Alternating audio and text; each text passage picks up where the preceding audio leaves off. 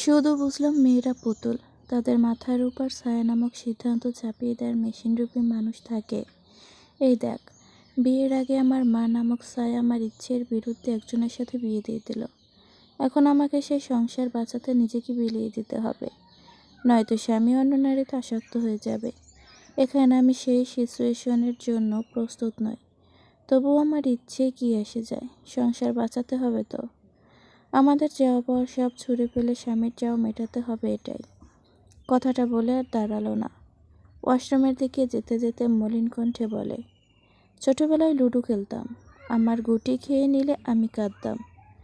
আর এখন জীবনের এত জটিল জটিল খেলা দেখে হাসি। আর একটু এগিয়ে গিয়ে থেমে যায় মাইরা। পিছু পিছে মিলা আসছে। মাইরা উল্টো ঘুরে মিলার দিকে তাকায়। মিলা অপরাধীর চোখে মাইরার দিকে চেয়ে আছে। মাইরা মিলার অবস্থা থেকে পেট চেপে হাসতে লাগলো। কোনো রকমে হাসি থামিয়ে বলে, তুই এমন দেবদাস হয়ে গেলি কেন? বুঝলাম না। বোন রে, জামাই প্যারা দিলে সব কাজে লাগবে। তখনকার জন্য মন খারাপের ডোজ জমিয়ে রাখ, ক্লাসে যা। মিলা মাইরার হাত ধরে বলে, সরি মাইরা, তুই আমার কথায় কষ্ট পেয়েছিস জানি। মাইরা মৃদু হেসে বলে, কষ্ট কি সেটাই তো বুঝি না, পাবো কি করে। একটু থেমে উদাস কণ্ঠে বলে, বাবা মারা যাওয়ায় আফসোস করি না যে আমার মাকে ভালোবাসিনি। অমানুষের মতো আচরণ করেছে আমার মায়ের সাথে। সে বেঁচে থাকলে আমি তাকে বাবা বলে ডাকতে পারতাম না কখনো। অমন বাবা আমার নেই, তাতেই শান্তি আমার। মা মারা যাওয়াতে আমি শান্তি পেয়েছি। বাঁচলে আবার আমার বাবার ঘরেই আসতো, আবার অত্যাচার সহ্য করতে হতো। অমানুষ নামক স্বামীর ঘরের চেয়ে মাটির তলায় মায়ের শান্তির জায়গা। শুধু একটা তীব্র আফসোস হয়, সেদিন মায়ের সাথে আমার নিঃশ্বাস বন্ধ হয়ে গর্ভধারিণী মায়ের বুকের উপর আমার একটুখানি জায়গা কেন হলো না। কথাগুলো বলে লম্বা করে শ্বাস ফেলল মাইরা। ডান হাতে ঝাপসা চোখ দুটো স্বাভাবিক করে নিয়ে ডান পাশে তাকালো। হঠাৎই হাত উঠিয়ে বলে, এই লিয়ানা দাঁড়া আমার জন্য, আমি ওয়াশরুমে যাব। কথাটা বলে দৌড় লাগায়। পিছু ফিরে মিলার দিকে তাকিয়ে হেসে বলে, ক্লাসে যা বান্ধবী। মিলা অসহায় চোখে চেয়ে রইল। লাস্ট দুটো ক্লাস মাইরা হেসে খেলেই শেষ করে। মিলাকে চুপ দেখে ওকে খোঁচায়। মিলা হাসেনি। মাইরা কয়েকজন পরিচিত মেয়েদের থেকে বিদায় নিয়ে মিলার হাত ধরে বাইরে বেরিয়ে আসে। মাঠের কোনায় গিয়ে ব্যাগ থেকে পানির পট বের করে পানি খায় মাইরা। পাশেই মিলা মন খারাপ করে দাঁড়িয়ে আছে। মাইরা বিরক্ত হয় মিলাকে দেখে। মিলাকে ধাক্কা দিয়ে বলে, এই তোর কয় নাম্বার স্বামীর জন্য মন মুখ করে রেখেছিস, বেয়াদব মহিলা। মিলা কিছুই বলল না। মাইরা বোতল থেকে ডান হাতের মুঠোয় পানি নিয়ে মিলার দিকে ছুড়ে দেয়। সে সময় এদিক দিয়ে এক ম্যাডাম যাচ্ছিল। মিলা মুখ সরিয়ে নেয়, পানি গিয়ে পড়ে সেই ম্যাডামের মুখে। মাইরা এটা দেখে চোখ বড় বড় করে তাকায়। সময় নষ্ট না করে দিশেহারা হয়ে দৌড় লাগায় কমন রুমের দিকে। মিলার হাত ধরতে বলেনি। ওদিকে সেই ম্যাডাম আশেপাশে তাকিয়ে খুঁজলেও পেল না। অনেক স্টুডেন্টের মাঝে কাউকে ধরতে না পেরে বিরক্ত হয়ে চলে গেল। মাইরা কমন রুমের সামনে গিয়ে দাঁড়িয়ে হাঁপায়। মিলা রেগে বলে, এই গরমে এত দৌড়াস কেন, ভাল লাগে না। মাইরা আশেপাশে সেই ম্যাডামকে না দেখতে পেয়ে স্বস্তির নিঃশ্বাস ফেলে মিলার দিকে চেয়ে বলে, তোর দোষ, তুই যখন দেখলি আমি পানি মারছি, তুই মুখটা আমার হাতের দিকে এগিয়ে দিবি না, তা না করে সরিয়ে নিয়েছিস, এজন্যই তো কেলেঙ্কারিটা ঘটলো। মিলা অবাক হয়ে তাকালো। কি লজিকের। কিছু বলতে গিয়েও থেমে যায়। মন খারাপ হলো তার। মলিন গলায় বলল, তুই মিথ্যে মিথ্যে হাসিস মাইরা, এসব মিথ্যে হাসি আমার ভালো লাগে না। মাইরা মৃদু হেসে বলে, বেশ ভাবছিস, মিথ্যা হাসবো কেন, হাসতে ভালো লাগে তাই হাসি। আচ্ছা থাক, উনি চলে আসবে এখন। মিলা আবারও বলে, তোর রাগ হয় না মাইরা, তোর শিশলা তোকে তোর মতো করে ভালোবাসে না বলে। মাইরা মিলার দিকে চেয়ে থাকে। সময়ের সাথে চোখের কোণে বিন্দু বিন্দু অশ্রু জমে। ঝাপসা চোখ জোড়া বারবার পলক ঝাপটে বলে, রাগ হবে কেন মিলা, ভালোবাসে কি বলে কয়ে হয়। ভালোবাসলেও যেমন কারো দোষ থাকে না, তেমন ভালোবাসতে না পারলেও তার কোনো দোষ থাকে না। এমন মনের ব্যাপার। তাছাড়া উনি ভালো মানুষ, ওনার মন অনেক ভালো। শুধু আমাকে মারার সময় একটু মায়া কাজ করতো না। লাস্ট কথায় কেমন অসহায়ত্ব ফুটে উঠল। আবারও বলে, আমি ভাবতাম শিশালা আমাকে পছন্দ করত, আমার জন্যই শীষ বাজাতো, আমাকে শোনাতে যেত, কিন্তু এটার একটু মেলেনি। উনি আমাকে চিনলই না রে। মিলা অবাক হয়ে বলে, সত্যিই চিনতো না, কিভাবে বুঝলি? মাইরা মৃদু হেসে বলে, যে রাতগুলোর মাঝে মাঝে ওনার শীষ শুনতে পেতাম, আমি তখন ভাবতাম অনেকে থাকে না লুকোনো প্রেমিক, লুকিয়ে লুকিয়ে ভালোবাসতে পছন্দ করে। আমি ভাবতাম সে আমাকে ওভাবে ভালোবাসে, তাই আমার সামনে আসে না। সেই রাতগুলোর মাঝে আমি একদিন তার পিছু দৌড়াচ্ছিলাম। আমি তাকে দেখতে চাইছিলাম, আর একটু হলেই তাকে দেখতে পেতাম। কিন্তু হঠাৎই হোঁচট খেয়ে মুখ থুবড়ে পড়েছিলাম কাঁচা মাটিতে, পড়ে গিয়ে অনেকটা শব্দ করে। দেখেছিলাম শিশলা। লোকটা খুব শক্ত কণ্ঠে বলেছিল, ডিসগাস্টিং। আমার ভীষণ খারাপ লেগেছিল। আমি পড়ে গিয়েছি, অথচ লোকটা কি বিরক্তকর সুরে কথাটা বলল। তবে আমার থেকে একটু সামনেই একটা কুকুর ছিল, ঘেউ ঘেউ করে ডাকছিল। বেশি আবেগ ছিল তখন। ভেবেছিলাম আমার পড়ে যাওয়া সে দেখেনি, আর এই শব্দটা কুকুরের জন্য বলেছে। কিন্তু আমার ধারণাটা ভুল ছিল, সেটা কয়েকদিন আগে বুঝলাম। কথাগুলো বলতে বলতে ঝাপসা চোখে মাইরে মিলার দিকে তাকালে দেখলো মেয়েটা কৌতূহলী চোখে তার দিকেই চেয়ে আছে। মাইরা মলিন হেসে বলে, কয়েকদিন আগে আমি জিজ্ঞেস করেছিলাম, আপনি সেই শিশলা তাই না? সে উত্তর দিয়েছিল, আমার শরীরে পুষ্টি নেই। আমি হোঁচট খেয়ে পড়ে গিয়েছি কেন, এটা তখন বুঝিনি। উল্টো খুশি হয়েছি এটা ভেবে, এটাই আমার শিশলা। পরে অনেক ভেবেচিন্তে বুঝলাম সে আসলে সেদিন আমার পড়ে যাওয়া দেখেছিল। কিন্তু আমি তো উটকো ঝামেলা ছিলাম, তাই আমাকে একটু সাহায্য করতে আসেনি। আমি বারবারই তার অপরিচিত একজন ছিলাম। বিয়ের পর পরিচিত হয়েছি। তারপরও জানিস। কথাগুলো বলে মাইরা মিলার দিকে তাকিয়ে হেসে বলে, একটা জিনিস দেখবি? মিলা প্রশ্নাত্মক চোখে তাকায় মাইরার দিকে। মাইরা মিলাকে টেনে একটা সাইড দিকে নিয়ে যায়। এরপর উল্টো ঘুরে দাঁড়ায়, সামান্য নিচু হয়ে বোরকা উঁচু করে। এরপর ডান পায়ের প্লাজো হাঁটুর নিচ বরাবর পর্যন্ত তুলে একটা কালচে জায়গায় আঙুল দিয়ে দেখায়। মিলা অবাক হয়ে তাকায়। খুবই গভীর ক্ষত, শুকনো, তবে খুব গভীর ছিল বোঝা যাচ্ছে। মাইরা প্লাজো ছেড়ে সোজা হয়ে দাঁড়ায়। এরপর হেসে বলে, হোঁচট খেয়ে পড়লাম। তার একটু পরেই শিশলা বাইক নিয়ে চলে যায়। আমি ধীরে ধীরে উঠে বসি। আশেপাশে অনেক অন্ধকার ছিল। জোকের বসে বেরিয়ে এসেছিলাম, কিন্তু তখন একা একা খুব ভয় লাগছিল। ধীরে ধীরে উঠে দাঁড়ালে দেখলাম ডান পায়ে ভর দিয়ে হাঁটতেই পারছি না। জোর খাটিয়ে হাঁটতে গেলে ঠাস করে পড়ে যাই আবারও। কি যে অসহায় লাগছিল, সাথে ভয়। 5 মিনিটের পথ আমি খুঁড়িয়ে খুঁড়িয়ে 50 মিনিটে বাড়ি ফিরেছিলাম। এরপর বাড়ি গিয়ে দেখলাম বেশ বড় একটা লোহা পায়ে ঢুকে গিয়েছে। ভয় লেগেছিল। একা একাই বের করলাম সেই লোহা। মাকে বলিনি, মা নিজে থেকেই দেখেছিল পায়ের অবস্থা। এরপর আমাকে জিজ্ঞেস করলে আমি মাকে বলি। মা বকেছিল অনেক, কারণ 3 দিন পেরিয়ে গিয়েছিল, অথচ আমি কিছুই বলিনি। পরে মা স্যাভলন, ব্যান্ডেজ আর ওষুধ এনে দিয়েছিল। ইনফেকশনের দিকে চলে গিয়েছিল। আমি 7 দিন কোর্সের জায়গায় একদিন ওষুধ খাওয়ার পর রাতে শুতে গিয়ে শুনলাম লাবিবের বাবা মাকে অনেক বকছে আমার ওষুধ কিনে দেওয়ার জন্য। সে রাতে এত খারাপ লেগেছিল, বিশ্বাস করবি না, আমি ঘুমাতেই পারিনি সেই রাতটা। শ্বাসকষ্ট চাপ দিয়েছিল সে রাতে। আসলে আমার অ্যাজমার প্রবলেম ছিল না জানিস, কিন্তু মাঝে মাঝে হঠাৎ অবস্থা এত খারাপ হয়, বুঝি না কারণ। সে যাক, পরের দিন আমি সেই ডাক্তার চাচার দোকানে গিয়ে ওষুধগুলো ফেরত দিয়ে টাকা ফেরত এনে মায়ের হাতে দিয়ে দিয়েছিলাম। আমি জানতাম এসব ঝামেলা হবে, এজন্যই মাকে বলিনি। এরকম করার কারণে মা আমার গায়ে সেদিন হাত তুলতে গিয়েও থেমে গিয়েছিল। আমি হেসেছিলাম। আমি নামক উটকো ঝামেলার জন্য মায়ের সংসার অশান্তি হয়।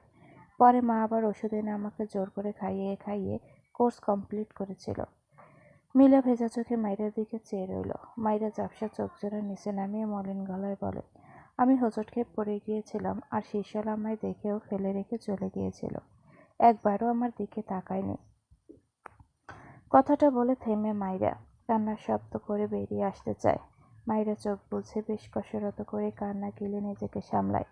তবুও চোখ থেকে দুফোঁটা পানি টুপ করে সাদা হিজাবের উপর পড়ল, যে অশ্রুতে কত শত অভিমান, অভিযোগ মিলিয়ে মিশিয়ে আছে, শুধু দেখার কেউ নেই। মাইরে মাথা নিচু করে আবারও বলে, বিয়ের পরের দেয়া সেই থাপ্পড়গুলো তো আমি ভুলে গিয়েছিলাম, কিন্তু যখন বুঝলাম এটাই সেই শিশলা, যেমন খুশি হয়েছিলাম ডানা ছাড়াই উঠতে ইচ্ছে করতো খুশিতে, তেমনি দমবন্ধ লাগতো। আসলে আমি আগে ভাবতাম শিশলা আমাকেও মনে মনে ভাবতো, একটু হলেও পছন্দ করতো। আর এদিকে সেই শিশলাই আমাকে নিয়ম করে থাপ্পড় মারতো। আমার সহ্য করতে পারতো না। কথাগুলো বলার সময় মাইরের ঠোঁটের কোণে মলিন হাসি লেগেছিল। ডান হাতে চোখ মুখ মুছে নেয়, মৃদু হেসে বলে, এসব বাদ দে, অনেক ফালতু বকে ফেলেছি, চল অশ্রমে যাই। কথাটা বলে মিলার হাত ধরে বলে অষ্টমীর দিকে হাঁটতে থাকে। অষ্টমে গিয়ে মাইরা ভালোভাবে মুখ ধুয়ে নেয়, চোখ মুখ কিছুটা লাল। বেশ অনেকক্ষণ পানি দেওয়ার পর একটু স্বাভাবিক লাগলো। মিলার হাত ধরে আবারও মাঠে এসে দাঁড়ায় মাইরা, এরপর হেসে বলে, আজ আসছি, বাই।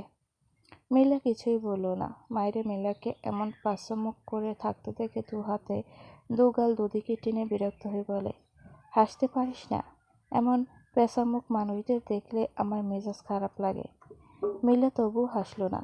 মাইরা মিলার যে গালে থাপ্পড় দিয়েছিল সে গালে আবারও দুটো চুমু খেয়ে বলে, নে এবার হাস ময়না, একটা থাপ্পড়ের বদলে 3টে চুমু খেয়েছিস, হয়েছে?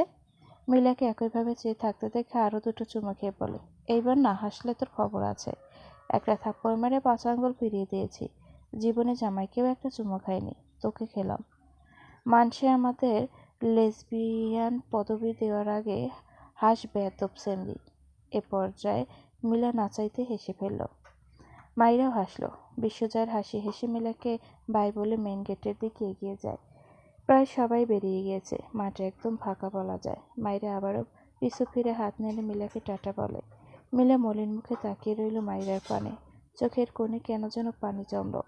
মিলা একদিন মাইরার সাথে গল্পের মাঝে কথায় কথায় তার নামের অর্থ বলে মাইরাকেও জিজ্ঞেস করেছিল, মাইরা নামের অর্থ কী? মাইরা উত্তর দিয়েছিল, অসাধারণ। মিলা অদ্ভুতভাবে মাইরার দিকে চেয়ে ভাবল, মাইরা নামেই শুধু অসাধারণ নয়, বরং মাইরা তার নামের অর্থের সে বৈশিষ্ট্যটাকে কি নিপুণ রপ্ত করে নিয়েছে নিজের মাঝে।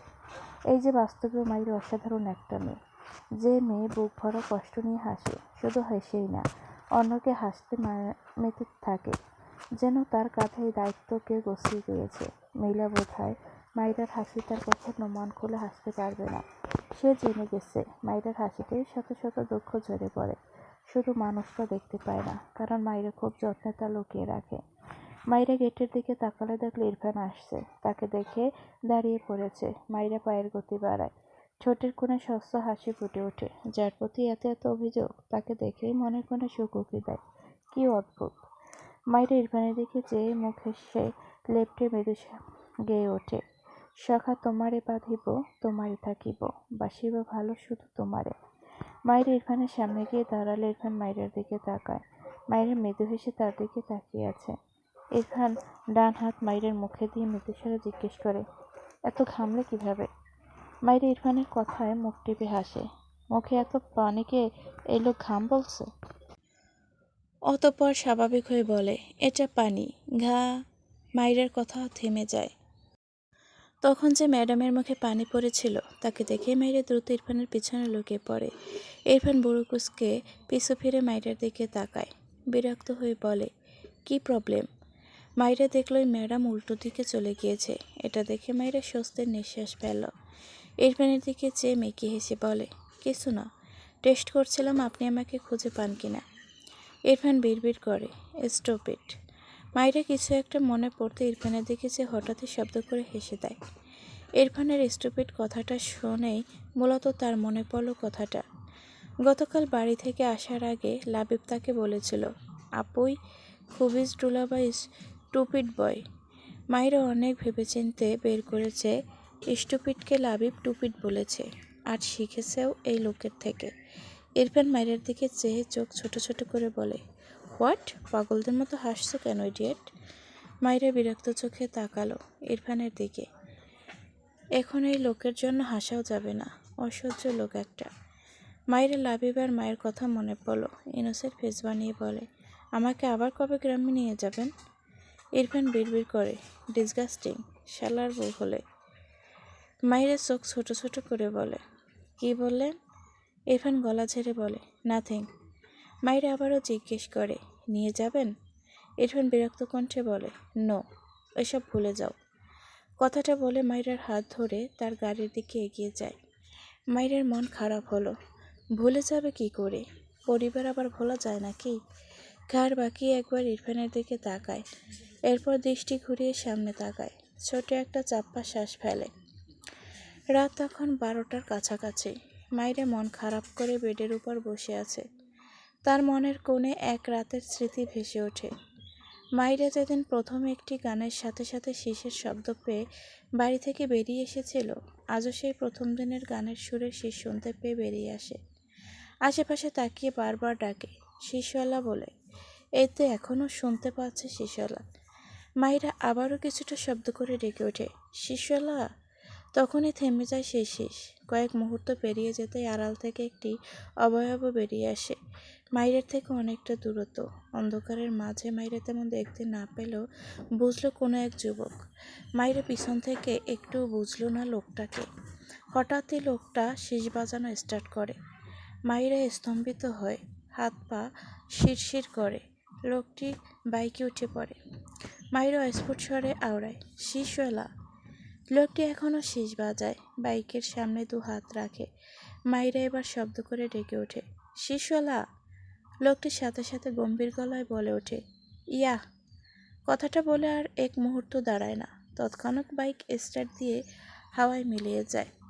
মাইরা বিস্ময় দৃষ্টিতে তাকিয়ে থাকে লোকটির প্রস্থানের পানে। লোকটি তার ডাকে সাড়া দিয়েছে। মাইরার পুরো শরীরে বিদ্যুৎ শক খাওয়ার মতো কেঁপে ওঠে। কয়েক সেকেন্ড পর্যন্ত দূর থেকে সেই শীষের মৃদু আওয়াজ ভেসে আসলো, এক পর্যায়ে একেবারে মিলিয়ে গেল। কথাগুলো ভেবে মাইরার চোখ থেকে পানি গড়িয়ে পড়ে। লোকটি তাকে না চিনলে সেদিন তার ডাকে এভাবে সাড়া দিয়েছিল কেন? মাইরার মনের কোণে আরও কিছু স্মৃতি ধরা দেয়। তাদের বাড়ির সামনে অনেক বড় উঠান, সেখানে একটা চৌকি পাতা থাকে সবসময়। যে কেউ সেখানে এসে বিশ্রাম নেয়। মাইরা এক রাতে লম্বা গড়নের এক যুবককে সেই চৌকির উপর শুয়ে শুয়ে শীষ বাজাতে দেখেছিল। মাইরা মুখ দেখতে পায়নি তার। সে বাড়ি বেরিয়ে আসতে আসতেই সে চৌকির জায়গা ফাঁকা হয়ে যায়। শীষ ধীরে ধীরে মিলিয়ে যায়। এরপর মাইরা অনেক দিন পরপর মাঝে মাঝে সেই শীষ শুনতে পেত। তারপরই একদিন সে হোঁচট খেয়ে পড়ল, আর তার শীষওয়ালা শীষ বাজানো থামিয়ে বিরক্তির সুরে ডিসগাস্টিং বলে তাকে ফেলে চলে গেল। মাইরা ভাবত শীষওয়ালা তাকে পছন্দ করত, নয়তো তার ডাকে সাড়া দিল কেন? তার চৌকিতে সে শুয়ে শুয়ে শীষ বাজিয়েছে কেন? কিন্তু তার বিয়ে ঠিক হলো, শীষওয়ালা আসলো না। মাইরার মন ভাঙল, কষ্ট হলো। তার অমতে তার বিয়ে হয়ে গেল, কিন্তু বিয়ের পর থেকে ইরফানের হাতে থাপ্পড় খেয়ে খেয়ে মেয়েটার মন বিতৃষ্ণায় ভরে উঠেছিল। শীষওয়ালাকে আরও বেশি মনে পড়ত। মাইরার মনে হতো শীষওয়ালার কি বিপদ হয়েছে, তাই আর কোনো খোঁজ নিল না। কিশোরী মন তার, শীষওয়ালাকে ভুলতে পারে না। তবুও সে নিজেকে বোঝালো, ইরফান যেমনই হোক তাকে এই সংসার করতে হবে। তার আদর্শ স্বামীকে রেখে অন্য কাউকে নিয়ে না ভাবা। মাইরা শীষওয়ালাকে আর মনে করতে না ভাবল, পরে মনে পড়ল এড়িয়ে যাবে। সময় বহমান, ধীরে ধীরে ইরফান তার সাথে নর্মাল হতে লাগলো। তখন মাইরার মনে হতো ইরফান কি তার বাবার মতোই? সে ফর্সা বলে হঠাৎ থাপ্পড়ের বদলে এত কেয়ার করে। হ্যাঁ, কেয়ার। ইরফানের প্রতিটি কাজ মাইরের মাথার উপর দিয়ে গেলেও আবার ঘুমড়ে মাইরের মাথার ভেতরে গেঁথে যেত। ইরফান তাকে নিয়ে প্রতিটি অভিব্যক্ত, এই যেমন কখনো তার ঠোঁট, কখনো তার গলার নিচের তিল, কখনো তার পিঠের তিল, কখনো তাকে খেচে চাওয়া। এসব শুনে মাইরা যেমন অবুঝের মতো চেয়ে থাকতো, তেমনি বুঝদের মতো কষ্ট পেত। তার শরীরের প্রতি ইরফানের কেন এত ঝোঁক? ইরফান কখনো তার হাট নিয়ে কিছু বলতো না পারে। আগে মন দিয়ে ভালোবাসতে, তারপর শরীরের প্রতি ঝুঁকলে খুব কি ক্ষতি? তবে ইরফানের বাকি কাজগুলো এই, যেমন সে কিছু একটা চাইলে আরও কয়েকটা এনে দেয়। এসবকে মাইরে কী নাম দেবে ভাবতো। কিন্তু তার বাবার করা কাজকর্ম আর ইরফানের হুটহাট কাছে টেনে নেওয়ার ব্যাপার, এই দুটো পাশাপাশি রাখলে তার ভীষণ কষ্ট হতো। সে আর কিছু ভাবতেই পারত না। ধীরে ধীরে ইরফানের যত্নে মাইরার মনে একটু ভালো লাগার আবির্ভাব হলো। ইরফান যেদিন তাকে মেলায় নিয়ে গেল, সেই নৌকায় উঠল। মাইরা সেদিন ভেবেছিল সেও আর 5 জনের মতো স্বামীর সাথে জীবন কাটিয়ে দেবে। শিশলাকে ভুলে গিয়ে ইরফানকে নিয়ে ভাববে। ইরফান ভালোবাসলে বাসবে, না হয় এই শরীরের প্রতি ঝুঁকেই থাকলো। মাইরার আর ভালো লাগে না জীবন নিয়ে এত ভাবতে, যা হওয়ার হবে। 13 বছর বয়সে যার সামনে থেকে ভাতের থালা উল্টে ফেলে দেওয়া হয়, যার মা তাকে পেটে নিয়ে লাথি খেয়ে দুনিয়ার মায়া ত্যাগ করে, যে কালো হলেই তার বাবা তাকে ডাস্টবিনে ফেলে দিত, তার জীবনে এক শীর্ষলা এসেছিল। এত কষ্টের মাঝেও মায়েরা হাজারটা মিথ্যা হাসির আড়ালে শীর্ষলার জন্য সত্য হাসত। সেই মানুষটাও হারিয়ে গেল। তারপর তার বিয়ে হলো, আর বিয়ের পর সে মিথ্যা হাসির আয়োজন করতে বলে তার স্বামী তাকে নিয়ম করে যত্ন করে মারত। আবার সে জানলো তার শিশুলাই তার স্বামী, যে তাকে ভালোবাসেনি, ভালোবাসা না বোধহয়। মায়ের সংগ্রাম করে বাঁচার স্বপ্ন দেখতে ইচ্ছে হয়। এত কিছুর মাঝে তার মরে যাওয়ার অপশনটাই ভালো লাগে। তার না দেখা মায়ের পাশে ঘুমাতে ইচ্ছে করে। ভাবলো যতদিন বাঁচবে শিশলাকে ভুলে গিয়ে ইরফানকে নিয়ে ভাববে। যেই মেলায় গিয়ে ইরফানকে নিয়ে ভাবার সিদ্ধান্ত নিল, সেই মেলায় বসে তার সামনে আসলো ইরফানই তার শিশলা। মায়ের স্তব্ধ হয়, আবারও তার সব কিছু এলোমেলো হয়। আবার সে শিশলাকে ভাবতে বসে যায়। তার শিশলা তাকে মানত না কেন? তাকে থাপ্পড় মারত কেন? তবে কি সে তাকে চিনত না? সে বেশি ভাবত। আবারও উল্টো প্রশ্ন আসে, তাহলে ইরফান তার ডাকে সাড়া দিয়েছিল কেন? তাদের উঠানে এসে শীষ বাজাতো কেন? মায়ের এলোমেলো লাগে। আর কয়েকদিন আগে তো জানলো, সেই হোঁচট খেয়ে পড়ে যাওয়ার পরও ইরফান তাকে এভাবে দেখেও বিরক্ত হয়ে চলে গিয়েছে। মাইরার এখন মনে হয় তার শিশুলা তাকে আসলেই চিনত না। মিলে মাইরাকে একটি গল্প শুনিয়েছিল। এক ক্লাসে এক টেরা ছেলে ছিল। সে চেয়ে থাকতো একদিকে, একটি মেয়ে ভাবতো ছেলেটা তার দিকে চেয়ে থাকতো। মেয়েটিও মনে মনে সে ছেলেকে পছন্দ করত।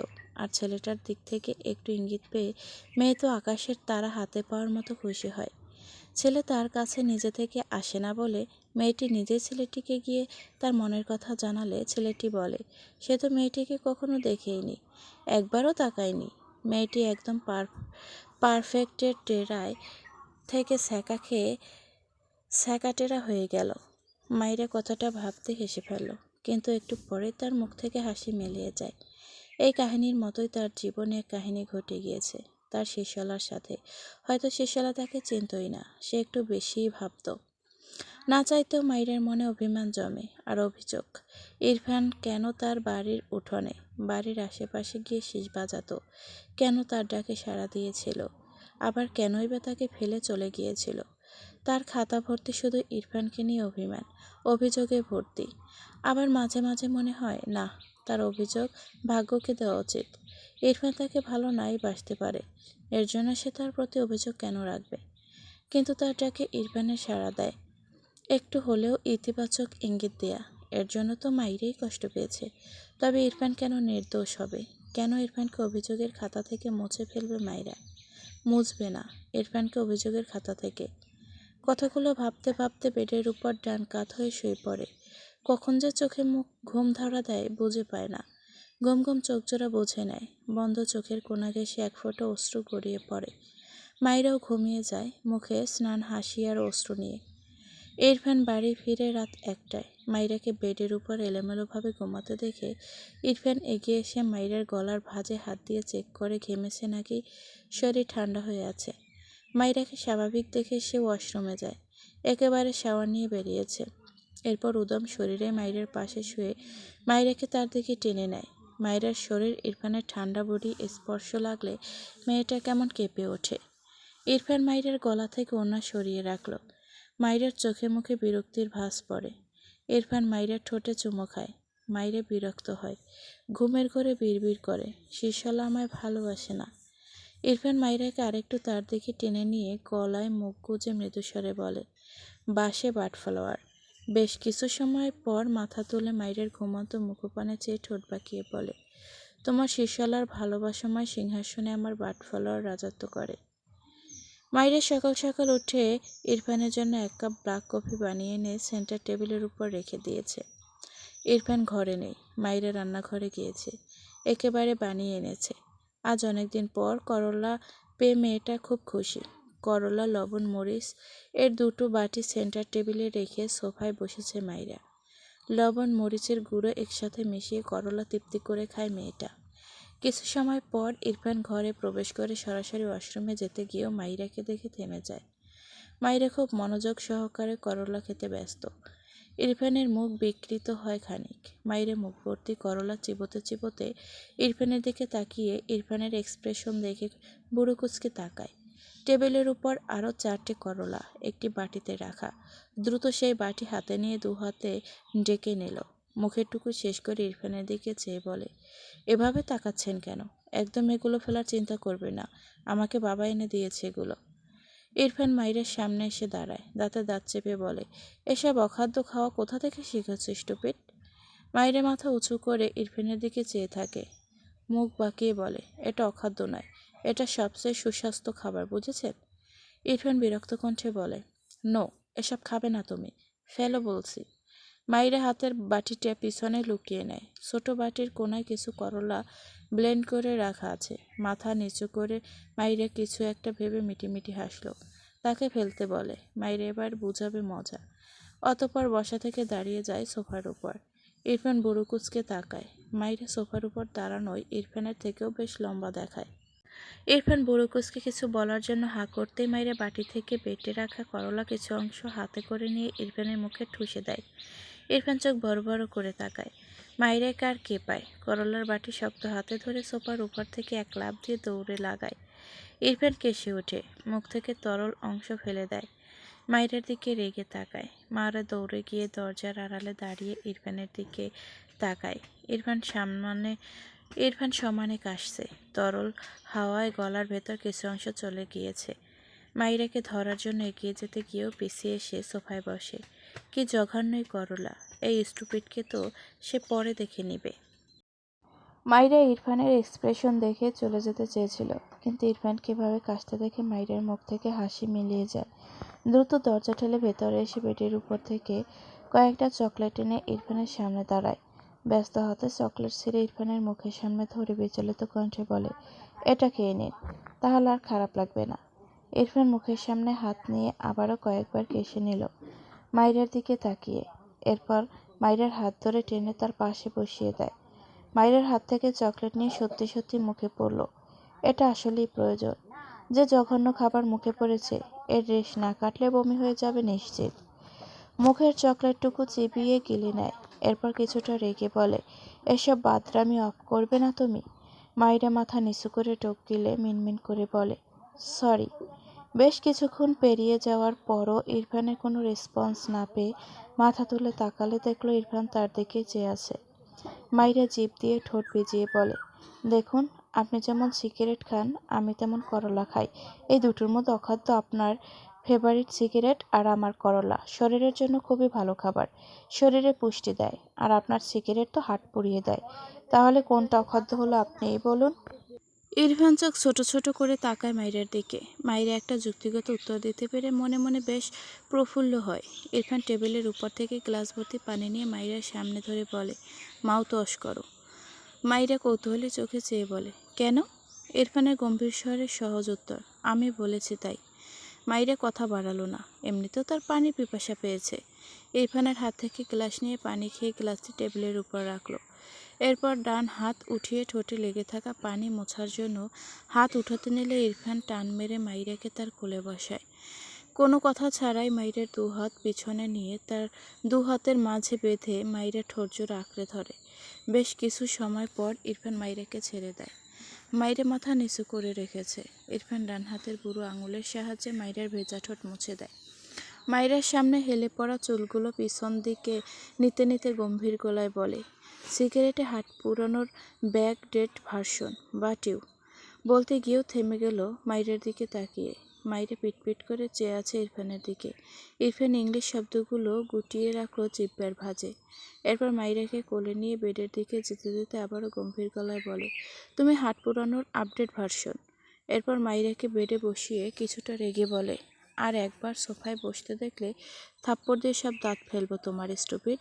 কথাটা বলে ইরফান ওয়াশরুমের দিকে যায়। মাইরা নীরব চোখে চেয়ে রইল ইরফানের দিকে।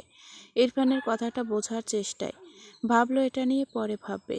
কিছু একটা ভেবে বেড থেকে নেমে ইরফানের সামনে দাঁড়িয়ে বলে, আমার একটা প্রশ্ন আছে।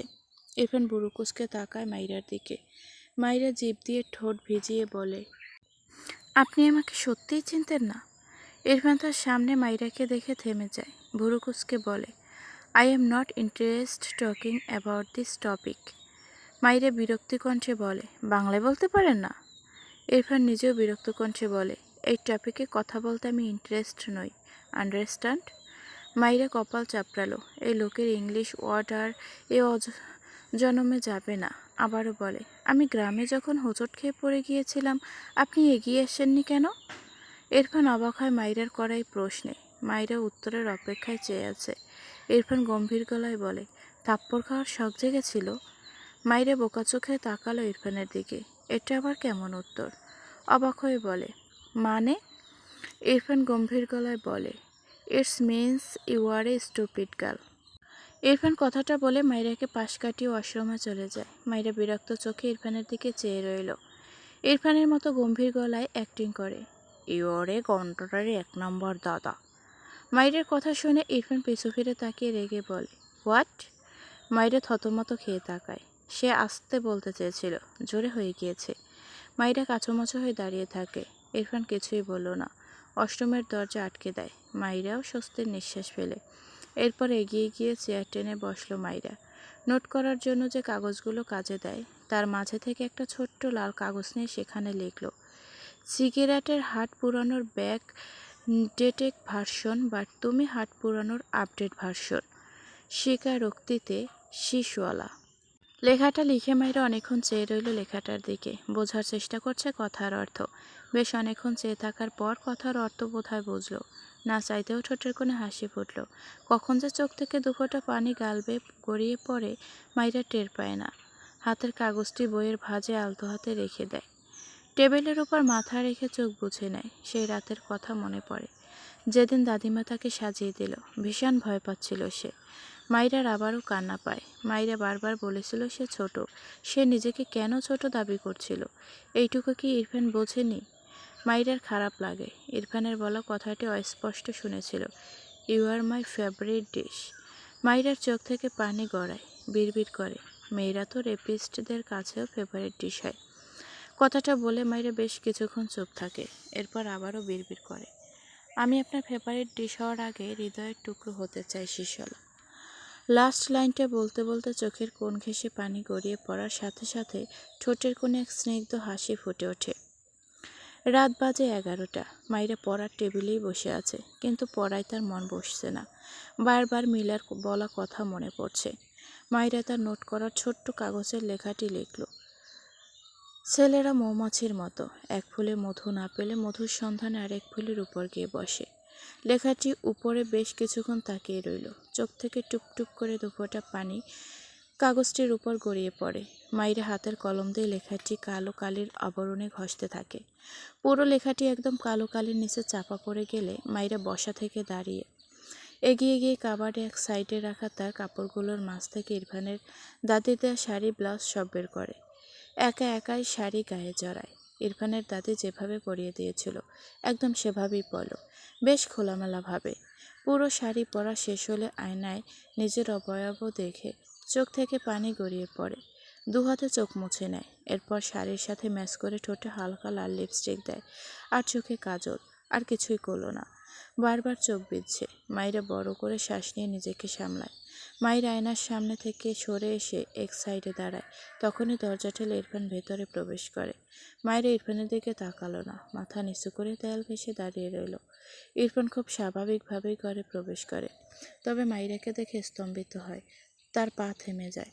চোখ বুজে ফোঁস করে শ্বাস ফেলে নিজেকে সামলে মাইরার দিকে এগিয়ে গিয়ে মাইরাকে বাঁ হাতে জড়িয়ে ধরে ডান হাতে মাইরার মুখ উঁচু করে ধরে। মাইরার চোখ বন্ধ। ইরফান মাইরার মুখপানে চেয়ে মৃদুস্বরে বলে, আবার এসব করেছ কেন? গ্রান্ডমাকে নিষেধ করিনি কেন? মাইরা চোখ মেলে ইরফানের দিকে তাকায়। মাইরার শরীর কাঁপছে। সে জানে না কেন। ইরফান বোধহয় বুঝল, কিন্তু সে ছাড়ল না মাইরাকে। দুহাতে মাইরাকে নিজের সাথে জড়িয়ে নেয়। মাইরার গলায় নাক ঘষে ছোট করে বলে, গ্রান্ডমাকে নিষেধ করে দেব, ডোন্ট ওরি।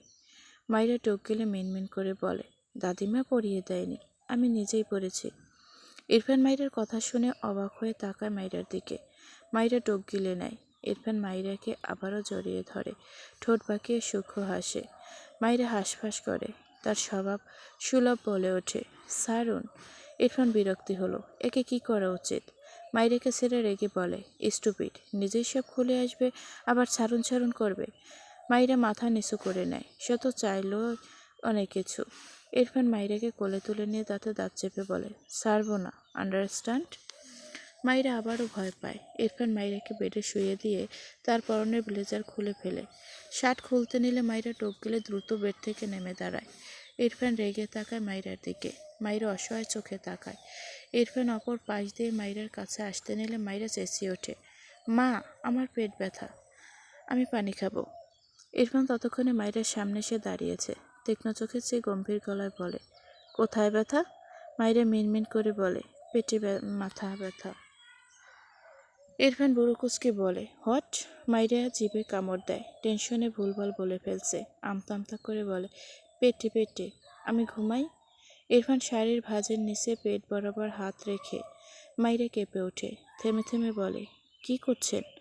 ইরফান মাইরের পেটে মৃদু চাপ দেয়। মৃদু স্বরে বলে, ব্যথা সরিয়ে দেই আগে, দেন ঘুমাবে। মাইরা দু হাতে ইরফানের হাত সরাতে চায়। ইরফান বা হাতে মাইরার দু হাত ধরল। এরপর গম্ভীর গলায় জিজ্ঞেস করে, পেটের কোথায় ব্যথা করছে? মাইরা বাচ্চাদের মতো করে অসহায় কণ্ঠে বলে, পুরো পেট, পুরো পেট, সত্যি বলছি, এবার ছাড়ুন। ইরফান মাইরার পেটে রাখা হাত পুরো পেটে বিচরণ করায় মাইরার মাথা নিচু করে টোপ গেলে। ইরফানের এমন আচরণে তার শরীর শিরশির করছে। সে নিজের জালে নিজেই ফাঁসল। ইরফান ঠোঁট বাঁকালো, বিড়বিড় করে, লিটল গার্ল। এরপর মাইরের পেট থেকে হাত সরিয়ে আনে। দু হাতে রাজলায় মাইরের মুখ নিয়ে মাইরের ঠোঁট জোড়া আঁকড়ে ধরে। মাইরা চোখ বুঝে নেয়। একটু সময় পেরোতেই ইরফান মাইরাকে ছেড়ে মুখ কুঁচকে বলে, স্টুপিড, এসব কি লাগিয়েছ? মাইরা এলোমেলো দৃষ্টি ফেলে। একটু পর চোখ তুলে ইরফানের দিকে তাকালে দেখলো ইরফানের ঠোঁটে লিপস্টিক মাখানো। না চাইতেও শব্দ করে হেসে দেয় মাইরা। ইরফান বিরক্তি চোখে মাইরার দিকে চেয়ে থাকে। বড় বড় পা ফেলে ওয়াশরুমে চলে যায়। মাইরা মুখ টিপে হাসলো। এটা তো কম দামি একটা লিপস্টিক দিয়েছে সে, এজন্য ইরফানের ঠোঁটেও লেগে গিয়েছে। ইরফান ওয়াশরুমে যেতেই মাইরা দৌড়ে গিয়ে তারা এক কোনায় দ্রুত শাড়ি চেঞ্জ করে জামা পরে নেয়। এরপর বেডে গিয়ে কাঁথা মুড়ি দিয়ে ঠাস করে শুয়ে পড়ে। অনেক বড় হওয়ার কাজ করে ফেলেছে ভুল করে, এসব তার দ্বারা হবে না। মিলার বাচ্চার উপর রাগ হলো। কালকে কলেজে গিয়ে আগে ওকে লাথি দিবে, বেয়াদ্দপ মহিলা। আজ ভার্সিটি বন্ধ, শুধু ইরফানের বাসাতেই। তার মা এখানেই আছে, তাই সেও আর তার বাড়ি যায়নি। তার মনে হাজারটা প্রশ্ন। ইরফানের সেই দিনের বলা কথাগুলো মনে পড়ে। মায়ের কোটিপতি হওয়ার ব্যাপার ইরফান 2 বছর আগেই জানে। এসবের উত্তর নিত সে ইরফানের ঘরে এসেছে। কিন্তু ঘরে এসে কিছু একটা মনে পড়তেই ইরফানের উদ্দেশ্যে বলে, সৌভিকের অবস্থা ভালো না রে জানিস? ইরফান বেডের উপর বসে ল্যাপটপে কাজ করে সাথে গাছাড়া ভাব নিয়ে বলে, আই নো। শুদ্ধ চোখ ছোট ছোট করে তাকায় ইরফানের দিকে। ভাবুক ভঙ্গিতে বলে, প্রায় বছরখানেক আগে আমাদের গ্রামের কয়েকটা ছেলের এক চোখ করে তুলে কানা করেছিলি, তাই না? ইরফান ভাবলেশীনভাবে বলে, ইয়া। শুদ্ধ চোখ বড় বড় করে বলে, কি, তুই এসব কি করে বেরাস? সৌভিকেরও সেম অবস্থা, তবে ওর চোখটা হয়তো বেঁচে যাবে। একটু থেমে বলে, মানুষের অঙ্গহানি করা ভালো কাজ নয় ইরফান। ইরফান বিরক্ত কণ্ঠে বলে, আমি ওদের 2বার অন করেছিলাম, অবাধ্য হয়েছিল, শাস্তি দিয়েছি, দ্যাটস ইট। এটা ওদের প্রাপ্য। ফালতু নলেজ ডিলিট করে রাইট নলেজ মাথায় নে। শুধু রেখে বলে, আমি ঠিকই আছি, তুই ভুল। মানুষ শতবাল। ইরফান রেগে তাকায় শুধুর দিকে, দাঁতে দাঁত চেপে বলে, আমি ওদের ছোটোখাটো শাস্তি দিয়েছি, প্রাণ তো নেইনি। শাস্তি দিয়ে লাইফের সুযোগ দিয়েছি, দেন ওরা আর বাট ফলোয়ারকে ডিস্টার্ব করেনি। শুদ্ধ চোখ ছোট ছোট করে বলে, বাট ফলোয়ারকে? ইরফান থতমত খেয়ে বলে, নাথিং। শুধু হিসাব মেলাতে ব্যস্ত হয়। ব্যাপারটা কি হলো? 1 বছর আগের কাজের সাথে বর্তমানের কাজের যোগসূত্র পাচ্ছে মনে হচ্ছে। তীর তো মাইরের দিকে যায়, আবার কী সব কাব্যিক নামও বলছে। শুদ্ধ ইরফানের সামনে বসে ইরফানকে খোঁচায়। ইরফান বেশ কিছুক্ষণ পর ল্যাপটপ অফ করে চোখ বুজে নেয়।